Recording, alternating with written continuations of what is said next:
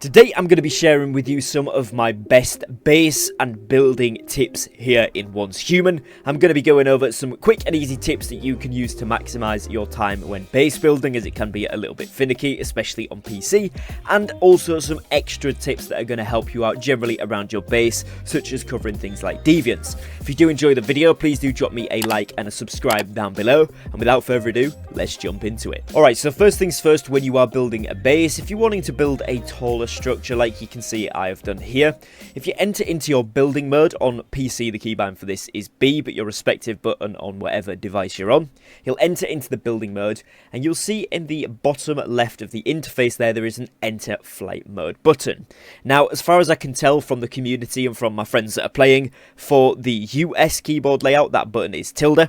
If you are on an EU keyboard, that is the at button, which is what I'm about to press now to be able to go into this. But try the tilde and try the squiggly button that it's saying, and also try the at symbol. If none of those work, you might have to do some remapping in your settings. But essentially, you can go into this flight mode, which allows you to fly away from your character, and you're still playing in the regular game at this point. But what you can do is go ahead and fly around your base. You can go into your menu, you can place down some buildings, so you can go into the structures, you can start placing down. Let's say I wanted to do a little stone foundation out here. You can simply just build these, and that will allow you to build things much easier, especially things like your roofs. When you are trying to build things like the roofs, if you're having issues with snapping, the best thing that I have found to do is get it onto the surface that you actually want it to be on, and then kind of just press the rotation button once and try not to move your crosshair or your mouse or whatever device you're using too much whilst you're doing it, because if you do, as you'll see, it sort of flicks about. But if you keep it in one precise place and use the scroll wheel that it is on PC, you can easily see that you can scroll that up nicely and snap it into the place that you want it to. So hopefully this does help you. I know a lot of people have been kind of finding the building a bit finicky, especially on PC. Like I said, a lot of my friends and allies have been as well. So I thought that'd be worth kind of bringing it to the attention there, that it is a little bit easier to do than what you first might think. Now, the other thing that you can, of course, do when you're in the building mode, whether you're in the flight mode like I am now, or the regular building mode running around with your character, if I just go back to that to show you, you can actually relocate any part of the building that you place down. So let's say, for example, I want to relocate this floor. I can just simply pick it up. The keybind on PC is F, and then I can just move it across to wherever I want it to be. So that's nice and easy to relocate things, to rearrange your base, and it works for your building parts, but it also works for any storage chests or furniture or anything else like that. You can just simply move things around. Now, you'll also notice there that you can copy the building part if you want to do that, so that's more useful if you're using things like the ceilings or the walls to be able to just scale things out.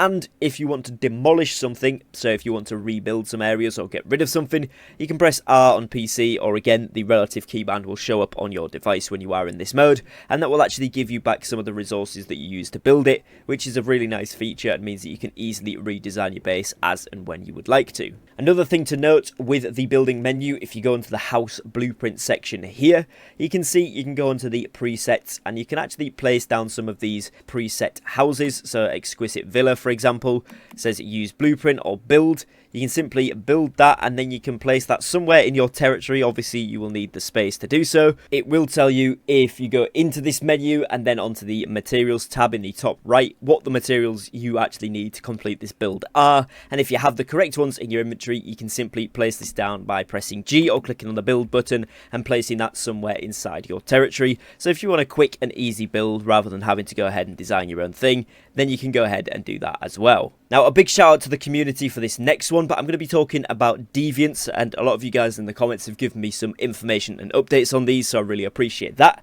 But what we're going to be looking at firstly is the Digby Boy. This guy is going to go ahead and gather some materials, some mining materials for you when you use him. So you can see there he's given me loads and loads of stuff. You do need to make sure you're claiming it, otherwise he'll just keep that in his inventory.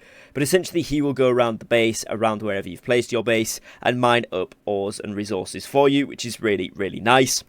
As with any Deviant in the game, if you get the securement environment ready, it means it's got faster recovery of the Deviant power and mood in an optimized environment. So red light if you can, electricity and music for this guy. If you put those in, he's going to more quickly regenerate his Deviant power and his mood, and therefore go out and gather more things for you, which is of course exactly what you would like. If you actually want to get some of these Digby boys, what you need to do is mine up silver ore.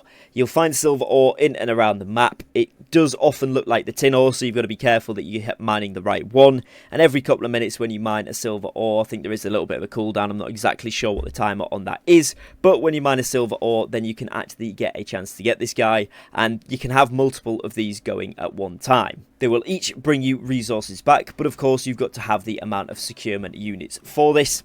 If we head over to the Memetics tab here, you can see if you scroll down to the tier 3 or the Ascendant level on the Logistics tab of the Memetics, you can see this right here, which is the Securement Unit Expansion. Now, this one increases the unit limit to 10 from the original 5, so you can get that already at the current phase if you're watching this as the video is uploaded. And then once we get a little bit further into the game and the tier 5 is unlocked, or when the current season reaches Tame of the Staroid, which is in literally a couple of days from the upload of this video. If you're watching this video further in the future, you might already be on this, but if not, you can check because it will tell you when it unlocks here.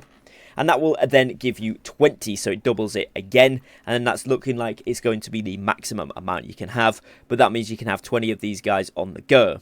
Now, of course, you might want some of your other ones in there, like I've got the cat going on right now, I've got the Halve Seed guy over here as well, who again is giving me resources. I've got my Rain Man, so he's going to go out and look after my crops for me, and then I've got some of my battle pets. You can see here I've got a couple of slots, so if I put in more Digby boys, they will obviously go around and actually mine the area for me. And another one that I'm going to touch on here that's really, really important is actually going to be the logging beaver. Now, in order to get this guy, what you're going to want to do is head over here to the Mayor's Market. So if you can teleport there from wherever you are, if you've already been to this location, fairly early on that you do get there. And when you turn up in this location, what you're going to want to do is head up to the top of the road here, up to this sort of blue building. And you will see that the teleporter is, of course, inside on your left right here. But what we're going to be doing is going out the back here, and we're heading across this way. And basically, if you go down towards this little farm here, firstly, of course, you can pick up the crops if you want to as well. So that's going to give you another little bit of extra stuff. You can find corn very easily from this location. And there is also some beetroots just here next to the river. But what we're looking for is if you go over here, where you can see this player is right now. Sometimes on the end of this pier will be a beaver.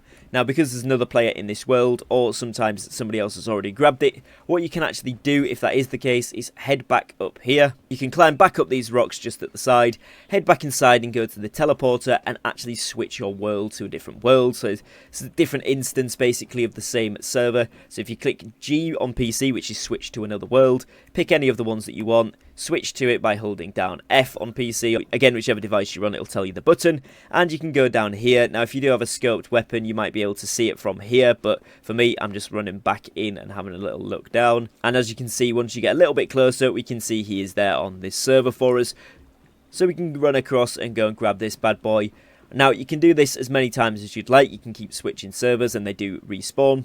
You can get level 1s, you can get level 2s, and you can get all these different ones from this location. It's a really good way to grab a load of these, and I would definitely recommend maxing out your full 10 once you've got the upgrade that I just showed you before, with Digby boys and with beavers, because that will mean you're constantly getting wood, and you're constantly going to be getting all of the mining materials as well. So these are going to be super helpful to constantly bring you materials, and mean you're going to have to do less farming. And how does that relate to the base building tips I'm bringing you? Well, it means you're going to be able to build your base easier. You're going to be able to access those upgrades easier, and it's going to make the whole journey for you in and around base building and making your territory strong a lot easier. And just to show you then, finally, we pop this guy into our isolation securement unit here, and you can see goes out logging when activated. The higher the deviant energy level, the more efficient the logging is. We'll use logging operation platform first if available, and then they will bring the resources back to here for you. So again, this is really good. This guy likes music, he likes crops, and he likes electricity. So again, if you wanted to make the most of these, make sure you've got those things nearby, as this will mean they are active more often.